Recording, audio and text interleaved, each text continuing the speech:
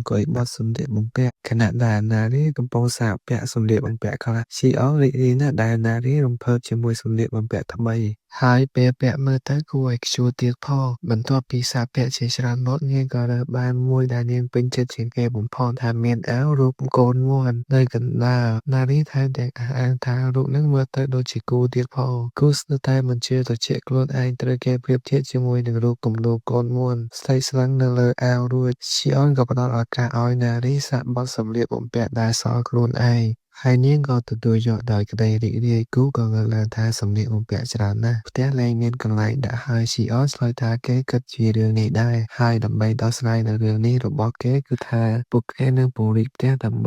បីបង្កើតទូខោអាវធំនិងដំឡើងទូខោអាវជាប់ជញ្ជាំងគូបារម្ភថាត្រូវកាប់ដើមឈើតែស៊ីអនប្រាប់នាងថាគេមានលោកអ្នកដ៏ល្អឥតខ្ចោះដែលនឹងជួយពួកគេពេលនោះគេក៏កាសហៅគីសុកមកគ្រាមស៊ីអនប្រាប់គីសុកថាគេមានវគ្គហ្វឹកហាត់ពិសេសមួយទៀតហើយគីសុករំភើបណាស់ដែលត្រូវបានស៊ីអនហៅប្រើហើយគេក៏រាយការណ៍ថាគេបានមកគួរឯកសណ្ឋានហ្វឹកហាត់សម្លៀកបំពាក់ដែលរហែករបស់ស៊ីអនរួចរាល់ហើយគីសុកនិយាយថាសម្លៀកបំពាក់នោះធ្លាប់តាំងត្រាំពលហើយដោយសារតែគេមិនដឹងគេស្ទើរតែស្លាប់ដោយសារតែប៉ះវាទៅហើយគីសុកជឿថាស៊ីអនតែងចិត្តຕົកត្រាំពលនៅលើអាដើម្បីឲ្យគេហ្វឹកហាត់ខ្លួនឯងតែការពិតទៅស៊ីអនខ្ជិលបោកគក់វាសោះស្រាប់តែស៊ីអនប្រាប់គីសុកថាគេអាចពាក់អាវនឹងបានស៊ីអននិយាយពាក្យល្អឥតខ្ចោះវានឹងក្លាយជាឯកសណ្ឋានហ្វឹកហាត់ដ៏ល្អគេប្រាប់គីសុកឲ្យពាក់វាហើយទៅកាប់ឈើគូចូលមកអាប់អបវានឹងជួយរើសឈើឲ្យគីសុកទៀតគីសុកក៏ចាប់ផ្ដើមព្រួយបារម្ភភ្លាមព្រោះគេនឹងអាចស្លាប់ដោយសារតែពាក់អាវនោះ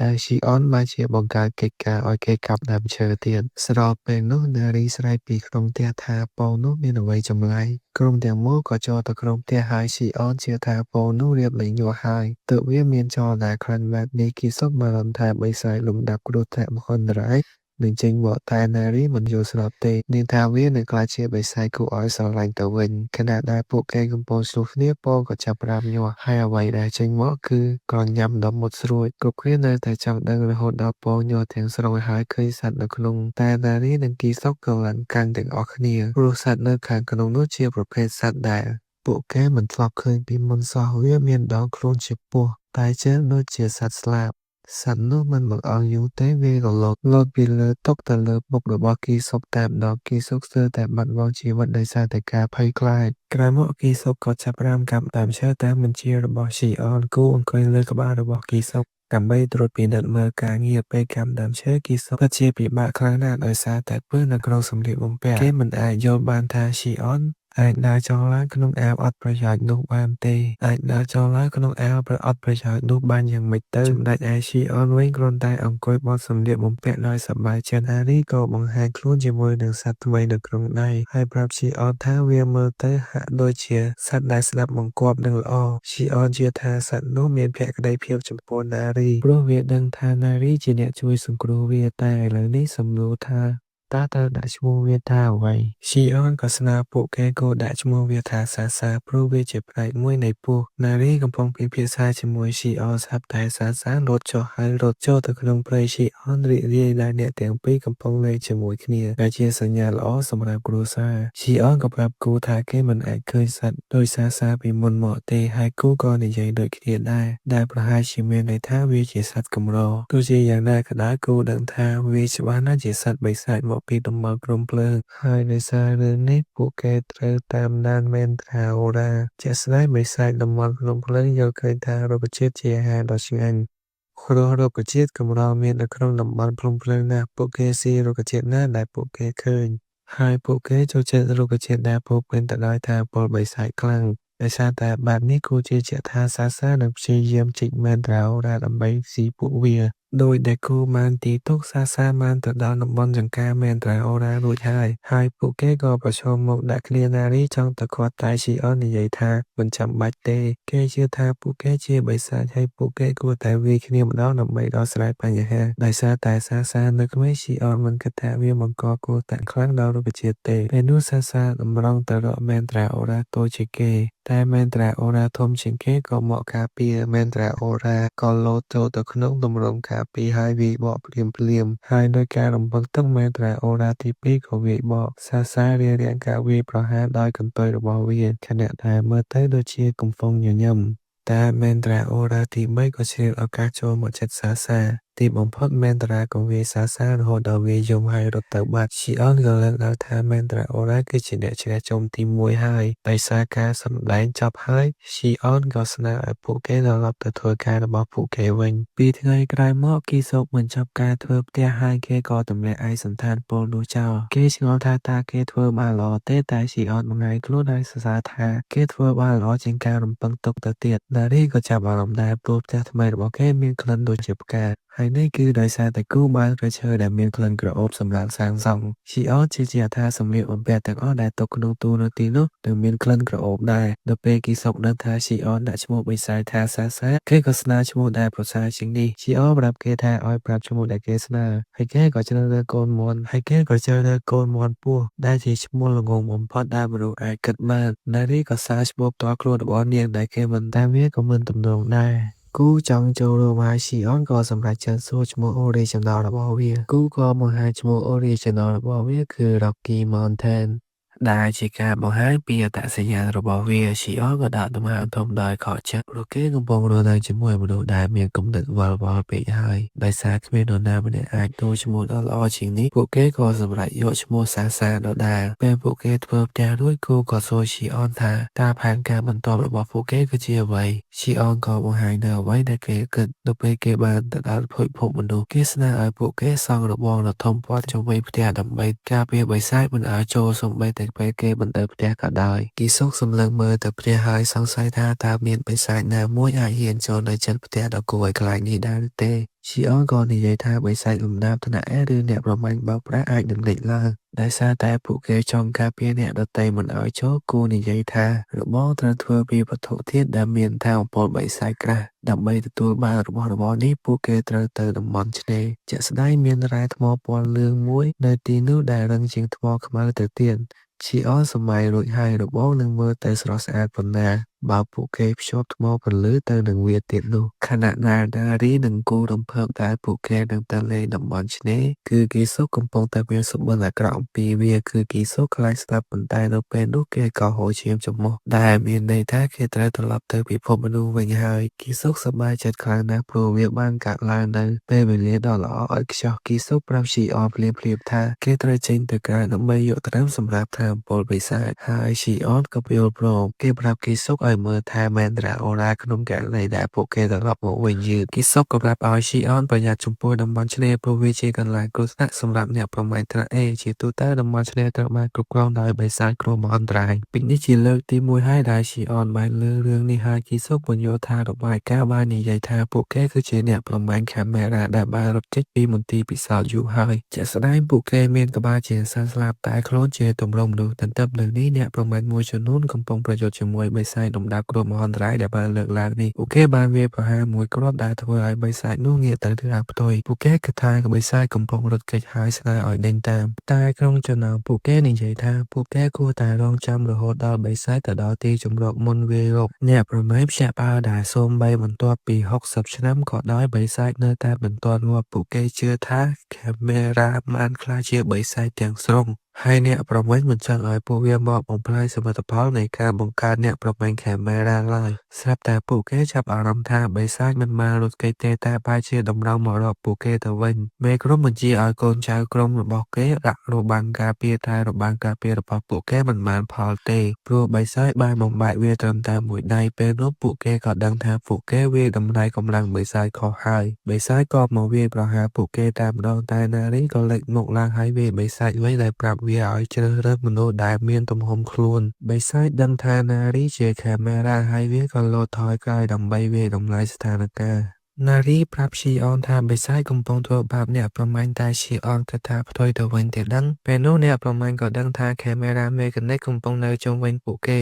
នេះជាពេលដែលឈីអននិងតាណារីនៅតែមានឧបករណ៍តាមដាននៅក្នុងខ្លួនលើពីនេះឈីអនហាក់ដូចជាស្គាល់បរិះក្បាលសត្វស្លាបនោះឈីអនក៏ស្រែកហៅគេដោយរំលឹកថាពួកគេធ្លាប់ជាមិត្តរួមបន្ទប់តែគេនឹកមិនឃើញស្លេកសម្គាល់គេសោះខណៈដែលឈីអនកំពុងនិយាយជាមួយបរិះក្បាលសត្វស្លាបនោះអ្នកប្រមាញ់ស្នើឲ្យពួកគេដកថយទៅពិភពមនុស្សវិញ ហើយត្រឡប់មកវិញដោយកម្លាំងខ្លាំងក្លាពេល Shion ឮបែបនេះគេដឹងថាពួកគេនឹងក្លាយជាបញ្ហាហើយដោយមិនស្ទះស្ទើរគេស្នើថាគេនឹងបុរសក្បាលសត្វស្លាប់នោះគួរតែដោះស្រាយស្ថានភាពនេះវាបានបង្ហាញថាបុរសក្បាលសត្វស្លាប់នោះពិតជាមិត្តរួមបន្ទប់របស់គេមែនគឺលេខ33លេខ33ក៏ស្គាល់ក្លិនរបស់ Shion ដែរហើយគេក៏ដឹងថា Shion គឺជាលេខ17ហើយរូបភាពក៏កាត់ទៅ66ឆ្នាំមុនក្នុងព្រៃក្បាលមន្ទីរពិសោធន៍ TDA បានឃើញលេខ33កំពុងដឹកក្មេងស្រីតូចម្នាក់នៅពីក្រោយខ្នងខណៈដែលពួកគេព្យាយាមរត់គេចពីមន្ទីរពិសោធន៍ក្មេងស្រីតូចនោះមានឈ្មោះថាជាហើយលេខ33តស៊ូដើម្បីនាំពួកគេទៅរកសុវត្ថិភាពពួកគេរត់កាត់ព្រៃពួកគេរត់ទៅប៉ះនឹង Shion តូចដែលប្រាប់លេខ33ថាគេឮអំពីផលប៉ះពាល់របស់គេដែលកំពុងតែកាន់តែអាក្រក់ទៅ Shion ប្រាប់គេថាវានឹងបញ្ចប់មិនល្អទេបើគេមិនត្រឡប់ទៅក្នុងរយៈពេល3ថ្ងៃព្រោះអាការៈវារត់បំផ្ទុះនឹងចាប់ផ្ដើមសម្លាប់គេតែប្អូនស្រីរបស់គេគឺជាមិនទាន់ដល់ពេលត្រូវបញ្ចប់ទេ Shion ស្នើឲ្យលេខ33នៅមន្ទីរពិសោធន៍វិញដែលគេអាចទទួលបានថ្នាំទប់ស្កាត់សម្រាប់ផលប៉ះពាល់ដើម្បីឲ្យគេអាចរស់បានយូរបន្តិចលេខ33ក៏តបទៅ Shion វិញថាគេនឹងមិនដឹងពីអារម្មណ៍របស់ពួកគេទេព្រោះគេគ្មានផលប៉ះពាល់ដូចអ្នកផ្សេងលេខ33ដាក់ប្អូនស្រីគេចុះហើយប្រាប់ Shion ថាអ្វីដែលគេខ្វល់គឺរស់នៅដោយសេរីហើយគេត្រៀមខ្លួនប្រយុទ្ធជាមួយ Shion ដើម្បីចេញពីទីនេះតែភ្លាមស្រាប់តែ Shion បើកច្រកទ្វារទៅកាន់អាណាចក្របិសាចឲ្យពួកគេលេខ33ភ្ញាក់ផ្អើលព្រោះមិននឹកស្មានថា Shion មានថ្មច្រកទ្វារសោះពួកគេដឹងថាមានជំរឿ2ទៅអាណាចក្របិសាចទាំងកោសិកាមនុស្សរបស់ពួកគេបានពោលដោយសារថាអំពើបិសាចឬកោសិកាបិសាចរបស់ពួកគេត្រូវសូបយកថាអំពើបិសាចឲ្យដំណើរការ Shion ប្រាប់លេខ33ថាអាណាចក្របិសាចគឺជាជំរឿល្អបំផុតសម្រាប់គេព្រោះគេចង់រស់នៅដោយសេរីរហូតដល់ស្លាប់អាការៈវិរុទ្ធបំផ្ទុះរបស់មន្ទីរពិសោធន៍នឹងមិនដំណើរការបើពួកគេឆ្លងតែអាណាចក្របិសាចលេខ33សួរ Shion ថាតើមានវិធីដើម្បីរស់រាននៅក្នុងអាណាចក្របិសាចទេ Shion ប្រាប់ថាគេត្រូវបង្កើតម៉ាណាគ្រប់គ្រាន់ដើម្បីការពាររាងកាយនិងចិត្តមនុស្សរបស់គេខាងពលបិសាច Shion ទទួលស្គាល់ថាវាមិនងាយស្រួលទេតែអនាគតមិនច្បាស់លាស់ឡើយ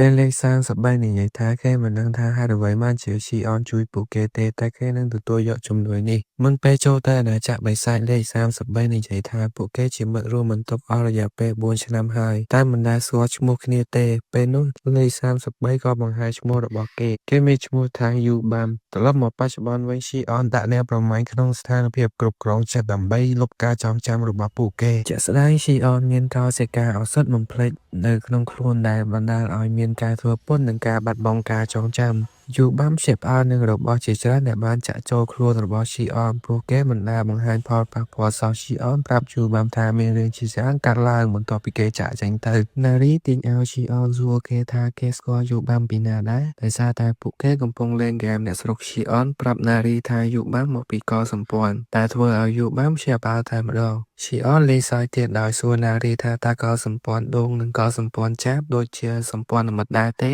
នារីឆ្លើយយ៉ាងលឿនថាពួកគេជាសម្ព័ន្ធមិត្តខណៈដែលពួកគេកំពុងនិយាយយូបាំនៅតែភ័ន្តច្រឡំទាំងស្រុងពេលនោះនារីក៏អោនក្បាលសុំទោស Shion ដោយនិយាយថានាងវាយគេព្រោះគិតថាគេជាមនុស្សអាក្រក់នារីក៏ចាប់ផ្ដើមត្អូញត្អែរពីភាពឃ្លានភ្លាមហើយ Shion ក៏សួរយូបាំថាតើគេមានអាហារនៅផ្ទះទេយូបាំនៅតែឆ្ងល់ទិដ្ឋភាពទាំងមូលព្រោះគេមិនជឿថា Shion កំពុងចិញ្ចឹមកូនស្រីមួយសន្ទុះក្រោយមកយូបាំក៏នាំក្រុមទៅផ្ទះរបស់គេ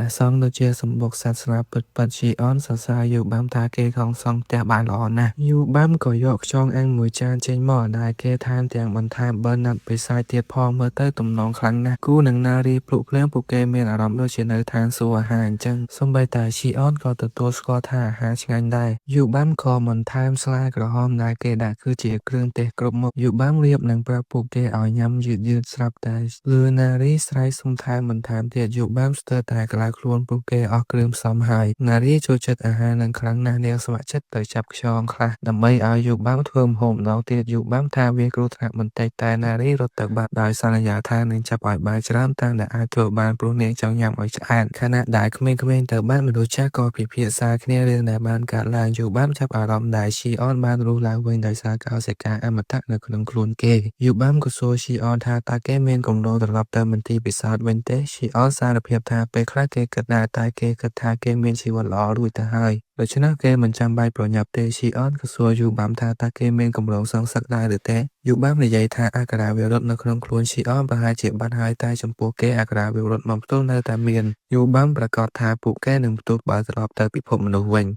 ស៊ីអនចាប់អារម្មណ៍ថាយូបាំងអាចគ្រប់គ្រងស្លារបស់គេបានតែគេសួរយូបាំងពីក្បាលរបស់គេតើវាអាចនឹងត្រឡប់ទៅធម្មតាវិញទេយូបាំងគេថាគេអាចផ្លាស់ប្ដូរបានតែគេតាំងចិត្តទុកវាបែបនេះជាក់ស្ដែងបងស្រីរបស់គេបានផ្លាស់ប្ដូរហើយបើគេមើលទៅធម្មតាបងស្រីរបស់គេនឹងមានអារម្មណ៍មិនល្អពេលនោះស៊ីអនក៏សួរយូបាំងសំណួរមួយដ៏រសើបតែគេដឹងថាគេនៅសល់ពេលតែមួយខែដើម្បីរស់នៅដែរឬទេយូបាំងមិនភ្ញាក់ផ្អើលទេព្រោះគេដឹងរួចទៅហើយយូបាំទទួលស្គាល់ថាវាពិបាកណាស់កាលពីមកដល់អាណាចក្របិសាចដំបូងហើយត្រូវប្រមូលម៉ាណាដើម្បីរស់ក្រោយមកម៉ាណានិងថាងពលបិសាចរបស់គេក៏នៅកម្រិតដូចគ្នាដូច្នេះយូបាំមានសន្តិភាពអស់រយៈពេលយូរទោះជាយ៉ាងណាក៏ដោយរឿងអាក្រក់មួយបានកើតឡើងមិនយូរប៉ុន្មានម៉ាណាហូររបស់ជាបានជាប់គាំងហើយថាងពលបិសាចរបស់នេះក៏ចាប់ផ្ដើមលាតត្បាតយូបានគេព្យាយាមបង្ខំវាឲ្យបើកតែវាបែរជាធ្វើឲ្យម៉ាណាហូររបស់គេខូចខាតទៅវិញយូបាំថាគេព្យាយាមគ្រប់គ្រងជាតែជាកំពុងគេលក់ព្រោះនាងចូលចិត្តញ៉ាំផ្លែឈើដែលមានត្រាំពោធ្វើឲ្យគេងស៊ីអនក៏ដឹងថាជាជាប់គាំងធ្វើឲ្យខ្លួនឯងសន្លប់ដើម្បីបន្ថយល្បឿនថាងពលបិសាចដែលបំផ្លាញប្រព័ន្ធរបស់នាង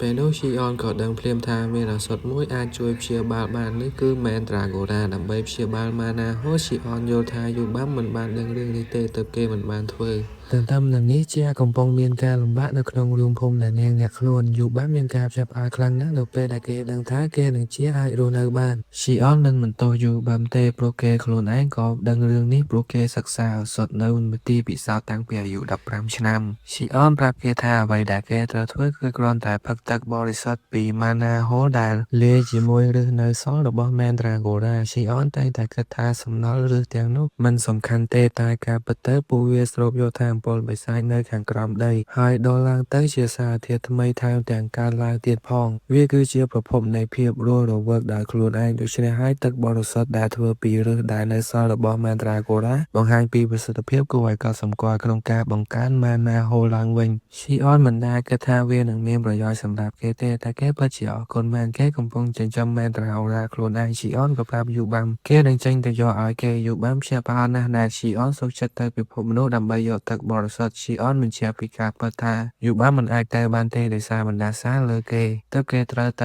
ៅតែគេក៏ជំរុញឲ្យយូបាមើលថែនារីនិងគូខណៈពេលដែលគេអត់នៅដោយសារតែអ្នកលក់ឱសថដែលនឹងធ្វើទឹកបរិសុទ្ធនឹងទាមទារប្រាក់ស៊ីអនសួរយូបាំថាតើគេមានលុយទេតែយូបាំថាអត់មានទេទោះជាយ៉ាងណាក៏ដោយគេមានរបស់របរផ្សេងទៀតដែលគេប្រមូលបានពីអ្នកប្រមាញ់ស៊ីអនយករបស់របរទាំងនោះឲ្យធានាយូបាវានឹងគ្រប់គ្រាន់សម្រាប់អ្វីដែលគេចង់បានស៊ីអនក៏ធ្វើដំណើរទៅកាន់ពិភពមនុស្សហើយគេជួបជាមួយនឹងប៊ុងហ្គូដើម្បីប្រាប់គេថាគេត្រូវទៅកន្លែងលក់ឱសថនៅកន្លែងណាជាសំណាងល្អប៊ុងហ្គូបានក្លាយជាអ្នកនាំផ្លូវដែលគួរឲ្យគោរពហើយគេប្រាប់ស៊ីអនអំពីសាខាឱសថមួយដែលបានបើកនៅតំបន់អធិបតេយ្យគេមានគម្រោងនាំស៊ីអនទៅទីនោះព្រមវាមានឱសថល្អបំផុតរបស់ពួកគេក្នុងការស្វែងរកអ្វីដែលគេត្រូវការស៊ីអនចាប់អារម្មណ៍ថាប៊ុងហ្គូកំពុងពាក់កាបូបខ្សាច់នៅលើដៃនិងជើងហើយគេសួរថាហេតុអ្វីប៊ុងហ្គូលើកឡើងថាគេកំពុងបង្កើតកម្លាំងរបស់គេដើម្បីឲ្យគេអាចក្លាយជាមនុស្សខ្លាំងដូចស៊ីអនក៏ភ្ញាក់ផ្អើលណាស់ប៊ុងហ្គូប្រាប់គេថាគេបានដឹងថាស៊ីអនជាអ្នកប្រមាញ់ដ៏អស្ចារ្យព្រោះគេគ្រាន់តែចូលទៅដល់ក្នុងអាណាចក្របិសាចដែលគ្មានអ្វីសោះក្រៅពីខ្លួនទៅទេ